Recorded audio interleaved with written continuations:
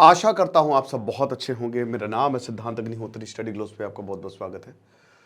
दोस्तों, यहां पे एक बहुत बड़ी घटना सामने आई है। जो भारतीय हैं, ईरान के कमांडोज जो हैं वो शिप पे उतरे और यहां पे भारत के लोग हैं।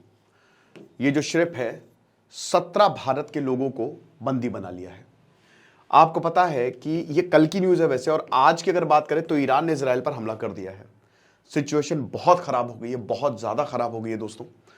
ईरान जो कि एक कार्गो शिप जो कि भारत आ रहा था स्ट्रेट ऑफ हॉर्मोज से, उस पे धावा बोल दिया है यहां पे ईरान ने। तो ईरान के रेवोल्यूशनरी गार्ड्स, इजराइल की कंपनी है जोडियाक, तो इनके जो मालिक हैं अरबपति, ये उनका शिप बनाया जा रहा है।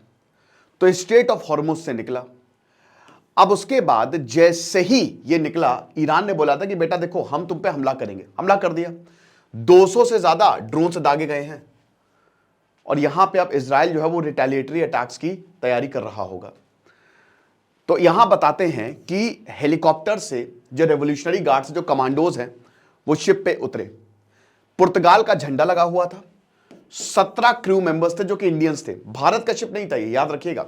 लेकिन जो शिप पे लोग थे वो सबके सब भारतीय हैं। ठीक है। MSC एरीज इसका नाम था और बोला जा रहा था कि जोडियाक की कंपनी ने इस पे इन्वेस्टमेंट किया है। वैसे लंदन बेस्ड कंपनी है, ठीक है, जिसका ये शिप है। तो अब इसमें 17 इंडियंस, जिस टोटल 25 क्रू मेंबर्स थे, जिसमें 17 भारतीय थे, उनको किडनैप कर लिया गया है। तो बड़ी दिक्कत है। अब यहां पे भारत और ईरान के रिश्ते अच्छे हैं। भारत और ईरान के रिश्ते खराब नहीं है। यहीं अगर पाकिस्तान या कहीं और होता तो प्रॉब्लम होती, जिससे रिश्ते खराब होते। बट भारत और ईरान के रिश्ते अच्छे हैं। अभी हाल ही में आपको पता है 2019 में ऑपरेशन संकल्प लॉन्च किया गया। बहुत ज्यादा इसी एरिया में दिक्कतें होती थी। अफ्रीकन एरिया में कोई भी भारत का शिप जाता था या भारत के क्रू मेंबर्स होते थे, उनको किडनैप कर लिया जाता था। भारत के कमांडोज ने इस बार कमाल कर दिया। जो सोमालिया के पायरेट्स, उनको मुंबई लेके आए कि तुमने पूरा एक प्रॉपर ऑपरेशन चलाया गया दोस्तों शिप पे, जो पायरेसी। बट यहां पे पायरेट्स की बात ही नहीं है। यहां तो समुद्री लुटेरे नहीं है, ये सब के सब कमांडोज हैं। कहां के? ईरान के कमांडोज हैं। आप समझ सकते हो। तो ये बहुत बड़ी बात है कि ईरान की मिलिट्री ने इसको सीज किया है। इसके जो डेक है उस पे उतरे हैं। आप समझ रहे हो, और जाने नहीं दे रहे हैं। तो भारत लगातार ईरान से बातचीत कर रहा है कि देखिए उनका क्या लेना देना। आपके इजराइल से दुश्मनी है, आप देखिए, लेकिन उनको छोड़िए। तो डिप्लोमैटिक चैनल से ये बातें हो रही है। एस जयशंकर ने बोला था कि आप कहीं पे भी हैं, भारत आपको बचा लेगा, परेशान मत होइए, आपको जहां जाना हो जाइए। ये बात सच भी है, क्योंकि पिछले 7-8 सालों में जो ऑपरेशंस हुए हैं, सूडान की अगर बात करते हैं, अफगानिस्तान की अगर बात करते हैं, यूक्रेन की अगर बात करते हैं, इजराइल की अगर बात करते हैं, तो भारत ने अपने सिटीजन्स को निकाला है वहां से, और बहुत ही सक्सेसफुली निकाला है। तो अब यही है।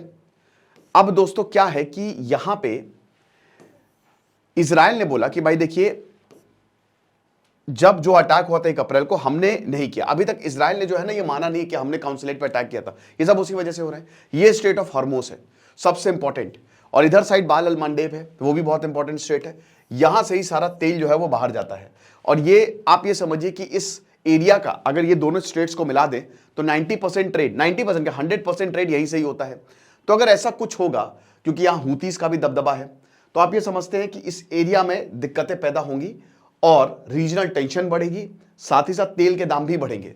तो बताया है कि हमको पता है कि जो MSC एरीज है वो ईरान ने कंट्रोल ले लिया है। 17 भारतीय हैं। हम लगातार ईरान अथॉरिटी से बात कर रहे हैं, और जो वेसल है वो UAE से भारत आ रहा था, ठीक है, जब ये इंसिडेंट जो है वो हुआ। और आपको पता है कि इस समय ईरान ने हमला किया हुआ है और इजराइल जो है वो खौरियाया हुआ है। भारत ने कहा है, भारत का स्टेटमेंट आया है कि तुरंत डीएस्केलेशन करिए, इमीडिएट डीएस्केलेशन करिए। ये तो कल की न्यूज है। तो भारत के पास वक्त कम था, क्योंकि अब युद्ध शुरू हो गया है ना। तो युद्ध शुरू होने में दिक्कत ये होती है कि आपके पास ज्यादा वक्त नहीं रहता, और नहीं है वक्त, ठीक है। एक बार युद्ध शुरू हो गया ना, फिर खेल खत्म है। इसलिए क्योंकि फिर वो युद्ध में ही पूरा का पूरा फोकस रहता है। यहां रशिया ने इंडियंस को सेफ पैसेज दिया था, ठीक है, लेकिन उसमें भी यही बोला था कि ऐसा नहीं है कि युद्ध रुकवा दिया था, किसी ने रुकवाया नहीं था। बस ये था कि अल्टरनेट रूट्स बताए थे कि आप इस रूट से चले जाइए, यहां से हमला नहीं होगा। लेकिन यहां तो एब्डक्शन की बात है, यहां तो कंट्रोल की बात है। अब अगर मान लीजिए कि हमला होता है, क्योंकि देखिए वर्ल्ड वॉर 1 वर्ल्ड वॉर 2 में क्या होता था ना, इन्हीं प्रिजनर्स को, हालांकि प्रिजनर्स तो है नहीं, बट इन्हीं लोगों को सबसे आगे खड़ा किया जाता था कि पहले तुम मरो।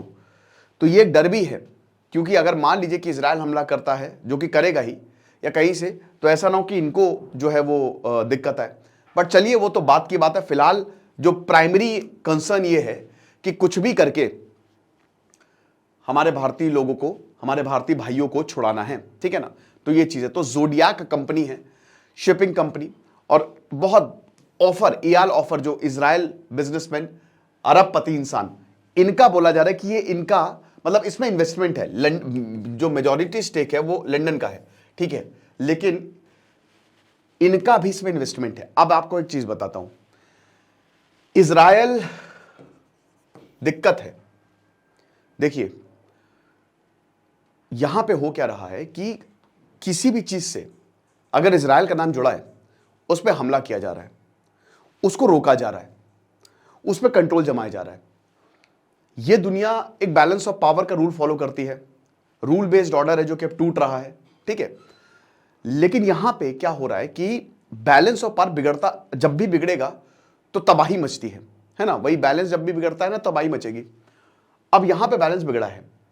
अभी तक क्या था, एक म्यूचुअल अंडरस्टैंडिंग थी, सारे रिबेल्स थे, हूतीज भी थे, हिजबुल्ला भी था, सब थे, लेकिन काम चल रहा था। इजराइल का शिप आ रहा था, जा रहा था। आपको एक बहुत खतरनाक चीज बताता हूं कि हमास ने स्टॉक मार्केट में इन्वेस्टमेंट किए हैं। एक आर्टिकल मैं पढ़ रहा था, उसमें यह था कि जानबूझ के हमले और करवाए जा रहे ताकि स्टॉक मार्केट गिरे और ये शॉर्ट सेलिंग कर सके। तो पैसे का चक्कर बाबू भैया, पैसे का चक्कर ये, लेकिन ये बात पैसे से अब ऊपर उठ चुकी है। ये बात सेल्फ रिस्पेक्ट की, और जब बात ईमान पे होती है ना, तो इंसान को कुछ दिखता नहीं है। ईरान के सेल्फ रिस्पेक्ट पे इजराइल ने हमला बोल दिया। 1 अप्रैल को उनकी पूरी काउंसिलेट उड़ा दी। इजराइल बोला कि हमने किया ही नहीं भाई, हमको क्यों बोल रहे हो। ईरान बोला हम तुमको मारेंगे। अब ईरान का दिमाग इतना खराब है, क्योंकि भाई जो रीजन में रिबेल्स है वो तो ईरान ने खड़े किए हैं। हमास में भी पूरा ईरान का कंट्रोल तो चलता है। जहां पे भी शिया के खिलाफ, शियाओं के खिलाफ दिक्कतें हो रही है, वहां पे ईरान ने रिबेल्स तो खड़े किए ही किए हैं। अगर ये वॉर होता है तो ईरान, जो कि हो गया है, तो ईरान क्या करेगा, इन रिबेल्स को फ्री हैंड दे देगा कि तुम मारो, जो कि इस रीजन के लिए बहुत दिक्कत हो जाएगी। पहले मैंने क्या बताया, सब चल रहा था, सबको पैसा पहुंच रहा था सब, लेकिन अब जहां पे भी इजराइल का नाम लिखा है उसको ब्लॉक किया है। अमेरिका के साथ भी सेम चीज, अमेरिका से बोला है इजराइल ने दूर रहो। हो सकता है आने वाले समय में यूरोप के सारे शिप्स को रोक दिया जाए।